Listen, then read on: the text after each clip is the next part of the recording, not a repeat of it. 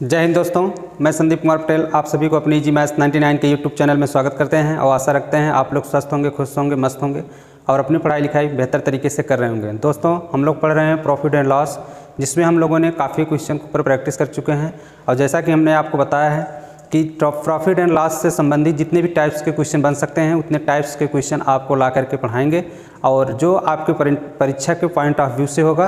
तो चलिए इसी कड़ी में हम लोग आज अपनी प्रैक्टिस को आगे बढ़ाते हैं और आज के क्वेश्चन को देखते हैं और प्रैक्टिस करते हैं और सीखेंगे। तो चलिए आज का पहला क्वेश्चन होगा और देखिएगा, कह रहा है एक आदमी अपनी वस्तु पर उसके क्रय मूल्य से 30% अधिक मूल्य अंकित करता है और 20% का बट्टा भी देता है।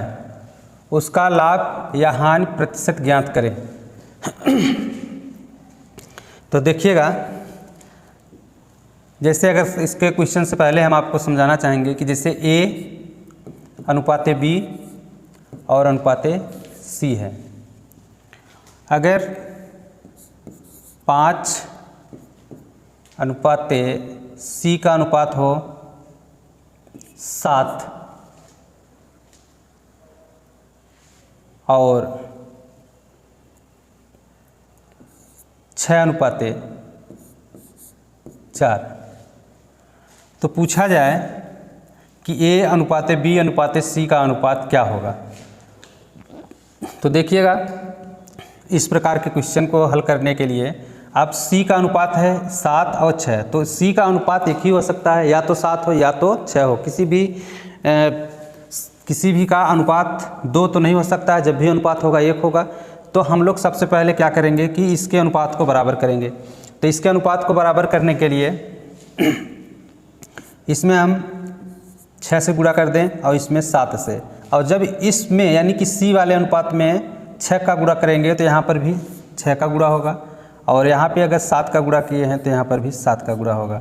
तो ये हो जाएगा आपका 6 पंजे 30 अनुपाते 7 चौक 28 अनुपाते 6 सत्ते 42। तो A अनुपाते B अनुपाते C का अनुपात होगा 30 अनुपाते 28 अनुपाते 42। इसी प्रकार से और देखिएगा,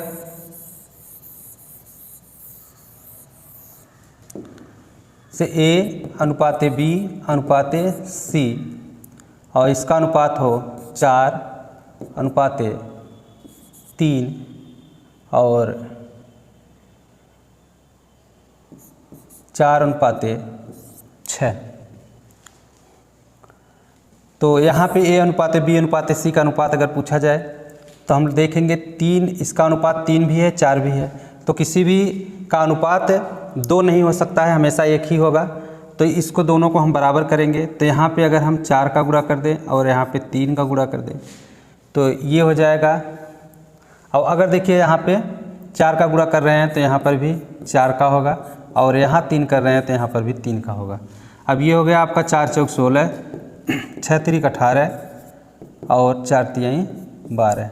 तो A अनुपाते B का अनुपात हो गया 16 अनुपाते 18 अनुपाते 12। इस प्रकार से आज के क्वेश्चन को हम लोग इसी पे आधारित है और इसी के आधार पर आज के क्वेश्चन को हल करेंगे। तो चलिए देखिएगा, आज का पहला क्वेश्चन जो है, अगर इतनी बात आपको बेहतर तरीके से समझ में आई है, अच्छे से समझ में आई है, तो आज का क्वेश्चन आपको बहुत ही अच्छा लगेगा और बहुत ही बेहतर और टॉपिक है जिसमें आपका परीक्षा में इससे क्वेश्चन काफ़ी पूछे जाते हैं। हर एक एग्ज़ाम में 1-2 क्वेश्चन ज़रूर रहते हैं। तो देखिएगा, बहुत ही बेहतर टॉपिक आज का है। तो इसमें कह रहा है कि एक आदमी अपनी वस्तु पर उसके क्रय मूल्य से 30% अधिक मूल्य अंकित करता है। तो जैसा कि आप लोगों को शुरुआत में ही बताया गया था कि एक होता है CP और एक होता है सेल प्राइस और एक होता है मार्क प्राइस।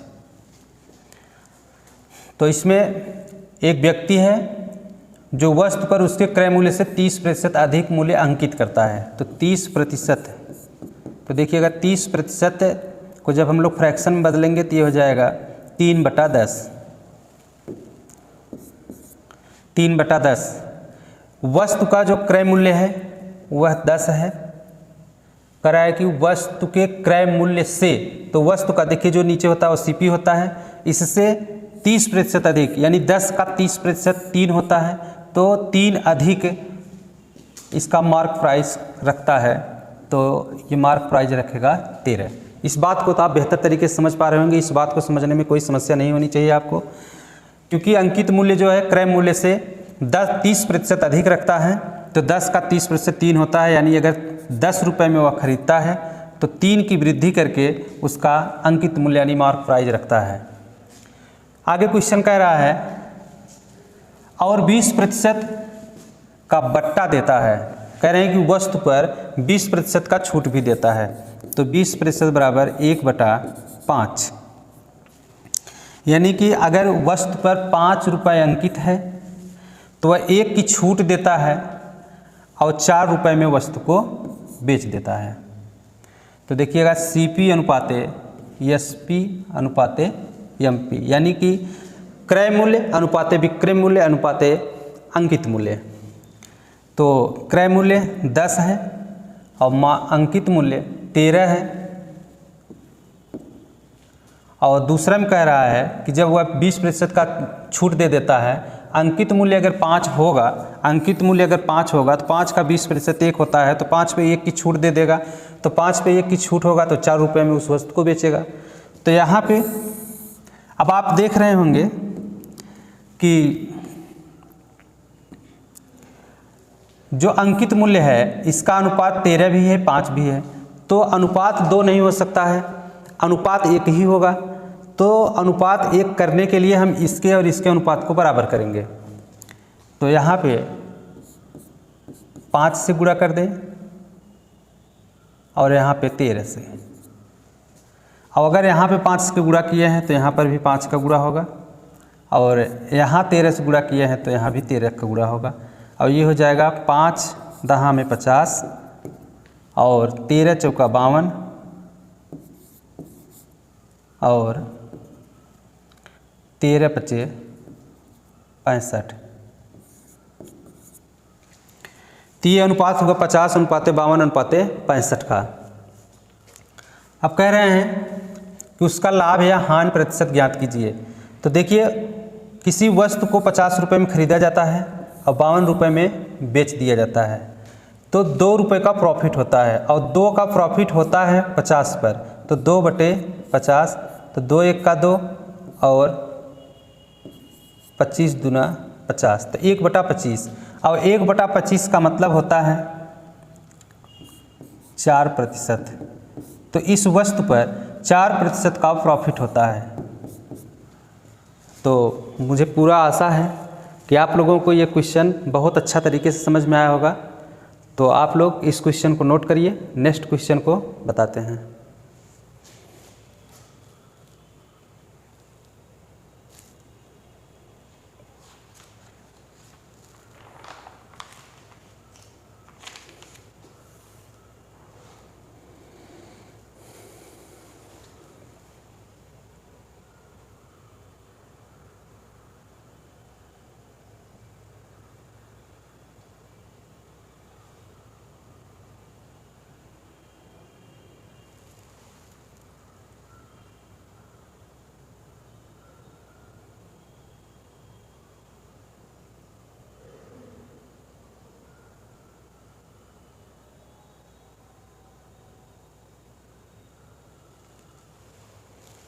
तो चलिए नेक्स्ट क्वेश्चन को पढ़िए। किसी भी क्वेश्चन को आप विधिवत तरीके से सबसे पहले उसको पढ़िए, समझिए वो क्या कहना चाहता है। अगर उसकी भाषा को आप समझ लेते हैं तो क्वेश्चन आपके लिए बहुत ही आसान होगा। तो सबसे पहले कोई भी क्वेश्चन रहे तो उसको आप बेहतर तरीके से और समझ करके पढ़िए। चलिए देखिए, करा एक दुकानदार अपनी वस्तुओं पर 20% अधिक मूल्य अंकित करता है, तो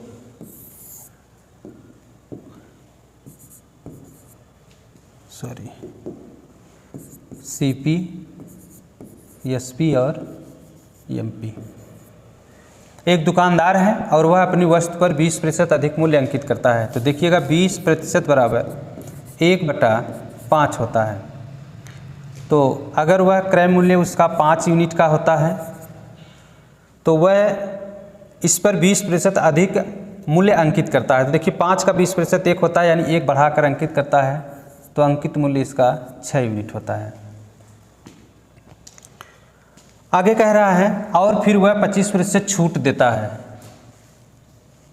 उसके द्वारा बेची जाने वाले एक वस्तु का बिक्री कीमत क्या होगा अगर उसकी लागत मूल्य 2500 रुपये है। तो यह अपनी वस्तु पर 25% का छूट भी देता है। तो 25% बराबर 1/4, यानी कि अगर वस्तु पर अंकित मूल्य 4 होगा तो 4 का 25% यानी 1 का छूट देकर उस वस्तु को 3 रुपये में बेचता है। 3 यूनिट में इसको बेचता है, 4 यूनिट इसका अंकित मूल्य है। तो सबसे पहले हम लोगों ने सीखा इसके पहले वाले क्वेश्चन में कि इसके दिए गए अनुपात को बराबर करते हैं, यह अनुपात में होता है। तो इसका अनुपात 6 है, इसका अनुपात 4 है, तो हम लोग अंकित मूल्य का अनुपात बराबर करेंगे। तो यहाँ पे 2 का गुणा कर दिया जाए और यहाँ पे 3 का। तो देखिए 6 दूना 12 और 4 तीन 12, दोनों बराबर हो जाएगा। और अगर यहाँ पे 2 का गुणा हुआ है तो यहाँ पर भी 2 का गुणा होगा, और इसमें 3 का किए हैं तो इसमें भी 3 का होगा। बहुत ही सरल और आसान कॉन्सेप्ट है ये। आप इसके द्वारा इस प्रकार का कोई भी क्वेश्चन होता है तो बहुत ही कम समय में, एक बार आप प्रैक्टिस कर लेंगे तो बहुत ही कम समय में इसके परिणाम को प्राप्त कर लेंगे। तो देखिएगा, आप लोग पूरे धैर्य और पूरे विश्वास के साथ इस चैनल पे बने रहिए। निश्चित तौर पे आप लोगों को बेहतर कॉन्सेप्ट और बहुत अच्छे क्वेश्चन को सीखने का मौका मिलेगा। जो अब ऐसे क्वेश्चन होंगे जो आज के परीक्षा में पूछे जाते हैं। परीक्षा का पैटर्न जिस प्रकार से होता है उसके आधार पर हम कोशिश पूरा करते हैं कि ऐसे क्वेश्चन को लाएं और आप लोगों को पढ़ाएं। तो देखिए इस क्वेश्चन को, तो इसका गुणा कर लेंगे तो ये हो जाएगा 5 दूना 10 यानी 10 यूनिट, और ये 3 तिरिक का 9 और 4 तिहाई 12।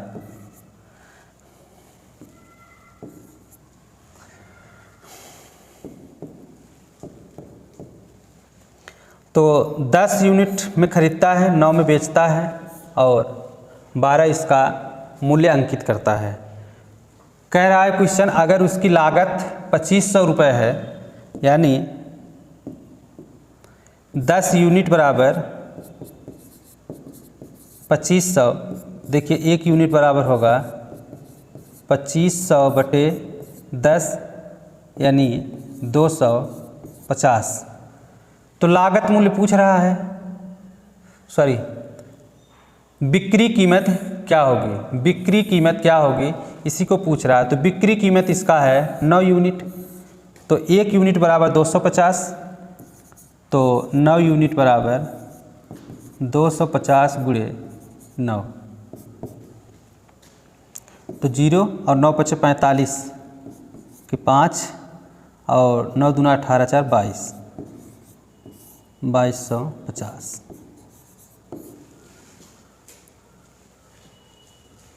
ऑप्शन ए सही है। तो चलिए इस क्वेश्चन को भी आप नोट करिए। बहुत ही इंटरेस्टेड और बहुत ही बेहतर टॉपिक आज की है। आप लोग हर एक टॉपिक का नोट्स बनाते चलिए। आप लोगों के लिए बहुत ही बेहतर नोट्स तैयार मिलेगा जब आप प्रॉफिट एंड लॉस का चैप्टर ख़त्म होगा और अपने नोट्स को देखेंगे। तो चलिए नोट करिए, नेक्स्ट क्वेश्चन को बताते हैं।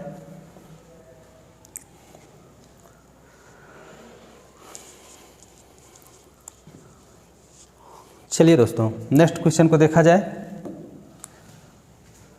तो नेक्स्ट क्वेश्चन है कि एक व्यापारी अपनी वस्तु पर 120% अधिक मूल्य अंकित करता है। सीपी अनुपाते एसपी अनुपाते एमपी, यानी कि कास्ट प्राइस, सेल प्राइस और मार्क्स प्राइस, मार्क प्राइस। तो एक व्यक्ति है जो अपनी वस्तु पर 120% अधिक मूल्य अंकित करता है, 120% अधिक मूल्य अंकित करता है।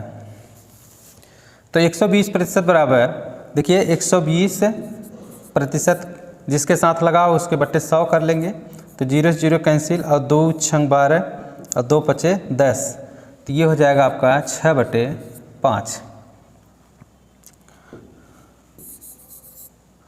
यदि वस्तु का क्रय मूल्य 5 है, 5 यूनिट है अगर इसका क्रय मूल्य, इस पे 120% अधिक अंकित मूल्य किया जाता है, तो इसका मूल्य जो अंकित किया जाता है वह 5 का 120% यानी 5 का 120% 6 होगा, और 6 बढ़ा करके अंकित किया जाता है, तो 6 5 11 अंकित किया जाता है, 11 यूनिट इसका मूल्य अंकित किया जाता है। इस बात को समझ ही पा रहे होंगे। आगे क्वेश्चन कह रहा है और 30% का छूट देता है, इस वस्तु पर 30% का छूट भी देता है, तो 30% बराबर 3/10, यानी वस्तु का यदि मूल्य अंकित 10 यूनिट होगा तो 3 का छूट देता है तो 7 यूनिट में बेच देता है इसी को। तो देखिएगा यहाँ पे 11 है और यहाँ पे 10 है, तो इसको बराबर करने के लिए इसमें हम 10 से गुणा कर दें और इसमें 11 से। अगर यहाँ पे 10 का गुणा हुआ है तो यहाँ पर भी 10 का गुणा होगा, और इसमें 11 का गुणा हुआ है तो इसमें भी 11 का गुणा होगा। तो 10 पचे 50 अनुपाते 11 सते 77 और 11 धाम 110, तो ये 50 यूनिट होगा, ये 77 यूनिट होगा और ये 110 यूनिट होगा। आगे क्वेश्चन कह रहा है कि लागत मूल्य 750 रुपये हो तो बिक्री मूल्य ज्ञात कीजिए। लागत मूल्य, तो ये सीपी जो होता है वो लागत मूल्य होता है, तो लागत मूल्य 50 यूनिट है, और 50 यूनिट प्रेजेंट करता है 750 को, तो 50 यूनिट बराबर 750, तो 1 यूनिट बराबर 750/50, तो 0 से 0 कट गया, और 5 का 5 और 5 पचे 25, तो 1 यूनिट की जो वैल्यू आया वो 15 है। क्वेश्चन में कह रहा है कि बिक्री मूल्य ज्ञात कीजिए, तो बिक्री मूल्य 77 यूनिट है, 1 यूनिट बराबर 15, तो 77 यूनिट बराबर 77 गुणे 15, तो 15 सत्ते 105 और हाथ लगेगा 10, और 15 सत्ते 105 और 10 105 और 10 115, तो 1155। तो जो इसका विक्रय मूल्य होगा, विक्रय मूल्य पूछ रहा है, तो विक्रय मूल्य 1155 रुपये होगा। ऑप्शन नंबर डी सही है। तो मुझे पूर्ण विश्वास है दोस्तों कि आप लोगों को हमारे पढ़ाने का तरीका, समझाने का तरीका आप लोगों को बेहतर लगता होगा, और आप लोग हर एक क्वेश्चन को बहुत अच्छी तरीके से समझ पा रहे होंगे। तो दोस्तों आप लोग अगर वीडियो पसंद आया करें तो अधिक से अधिक लोगों के बीच में शेयर करिए और लाइक करिए, और कोशिश हो आपकी कि जो चीज़ें आपको ना समझ में आए आप लोग उसको कमेंट करिए। आप लोग जितना ज़्यादा कमेंट करेंगे और जो भी सुझाव देंगे, हम आप लोगों के हर एक बात को ध्यान में रख करके आप लोगों की जो भी समस्याएं रहेंगी उसको देखने का और उसको ख़त्म करने का पूरा प्रयास करेंगे। तो चलिएगा इसी के साथ अगला क्वेश्चन, और चलिए नेक्स्ट क्वेश्चन देखा जाए। एक फुटकर विक्रेता अपने सामान का मूल्य 150 रुपये बढ़ाकर अंकित किया और 40% की छूट देता है। अगर वस्तु का क्रय मूल्य 800 रुपये है तो उसका बिक्री मूल्य क्या होगा। तो दोस्तों इसमें क्वेश्चन कह रहा है कि एक फुटकर विक्रेता है और वह अपने वस्तु का जो अंकित मूल्य है क्रय मूल्य से 150 रुपये अधिक रखता है, और फिर वस्तु को 40% की छूट दे करके बेचता है, और यदि वस्तु का क्रय मूल्य 800 रुपये है तो विक्रय मूल्य क्या होगा। तो देखिएगा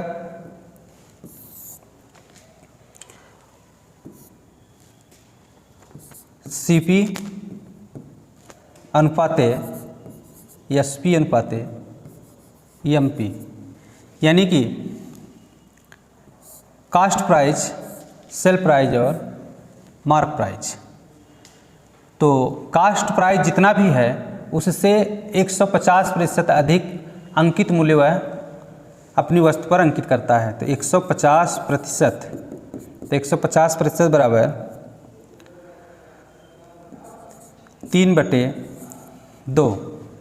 यदि वस्तु का मूल्य जो क्रय मूल्य है वो 2 यूनिट है, तो व्यक्ति वस्तु पर जो मूल्य अंकित करता है 2 का 150% 3 होता है, तो 2 पे 3 की वृद्धि करके रखता है, तो 5 यूनिट रखता है इसका अंकित मूल्य।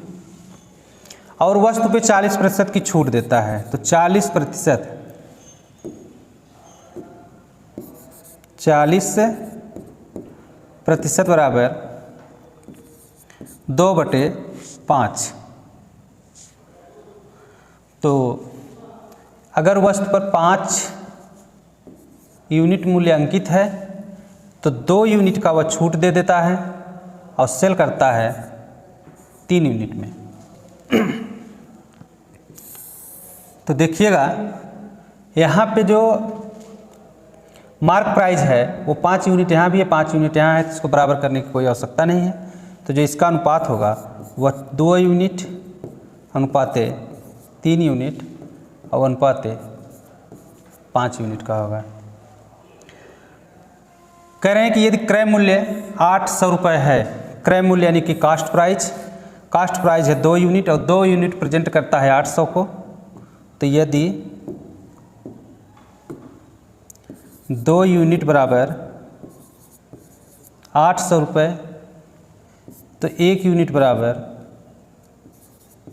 800/2 बराबर 400। तो पूछा जा रहा है कि उसका विक्रय मूल्य क्या होगा। तो विक्रय मूल्य का मतलब सेल प्राइस, और सेल प्राइस है 3 यूनिट, तो 3 यूनिट बराबर 3 × 400, तो बिक्री मूल्य उसका 1200 रुपये होगा।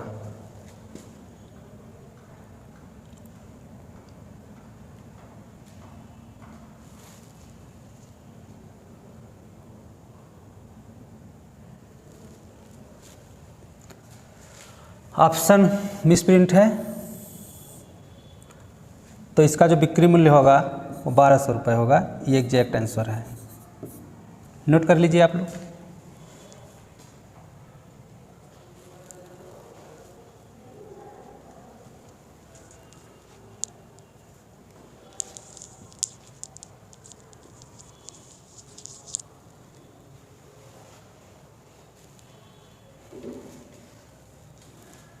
चलिए नेक्स्ट क्वेश्चन।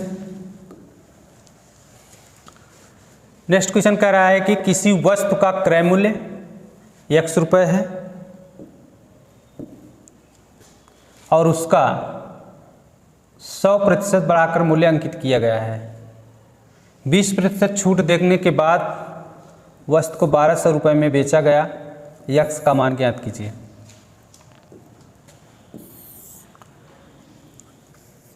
किसी वस्तु का क्रय मूल्य X रुपये है और उस पर 100% बढ़ाकर मूल्य अंकित किया गया। तो देखिए 100% का मतलब होता है 1। तो अगर CP अनुपाते SP अनुपाते MP, यदि CP 1 है तो 1 का 100% 1 होगा, यानी कि इसका अंकित मूल्य 2 होगा, और इस पे 20% का छूट दिया जाता है। तो 20% बराबर 1/5। यदि अंकित मूल्य 5 होगा तो उस पर 1 यूनिट की छूट दी जाएगी और तो वह बेची जाएगी वस्तु 4 यूनिट में। तो सबसे पहले हम लोग इसका अनुपात बराबर करेंगे। तो यहाँ पे 5 का मल्टीप्लाई कर लेते हैं और यहाँ पे 2 का।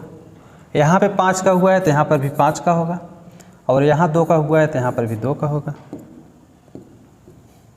तो ये हो गया 5 और 4 दूना 8 और 5 दूना 10। ये 5 यूनिट है, ये 8 यूनिट है और ये 10 यूनिट है। कह रहा है कि यदि देने के बाद 20% छूट देने के बाद 1200 रुपये में बेचा गया, कह रहे हैं कि 20% की छूट देने के बाद यदि वस्तु 1200 रुपये में बेचा गया, यानी कि 8 यूनिट बराबर 1200 को प्रेजेंट करता है, तो 1 यूनिट बराबर 1200 बटे 8, तो 4 दूना 8 और 4 तिहाई 12, तो 2 से काट देंगे, तो ये हो गया 2 1 का 2, 2 5 10, तो 1 यूनिट बराबर 150 रुपये। तो यक्स का मान ज्ञात कीजिए। तो यक्स का मान यानी कि यक्स रुपये में वस्तु को क्रय किया था, तो सीपी है 5 यूनिट, इसी को पूछ रहा है। तो यदि 1 यूनिट बराबर 105, तो 5 यूनिट बराबर 5 गुणे 150, तो 15 × 5 = 75, 750।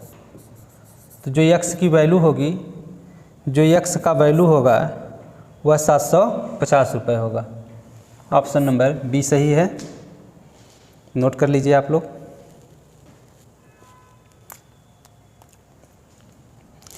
तो आशा रखते हैं कि आज की टॉपिक आप लोगों को बहुत ही बेहतर लगा होगा, बहुत ही आप लोगों के लिए इंटरेस्टेड टॉपिक रही आज की। तो आज का टॉपिक में आप लोगों ने काफ़ी चीज़ों को सिखाया, आप लोगों ने अच्छे कॉन्सेप्ट को एक सिखाया आपने। तो चलिए अब मिलते हैं नेक्स्ट क्लास में और एक बेहतर कॉन्सेप्ट के साथ। तो धन्यवाद।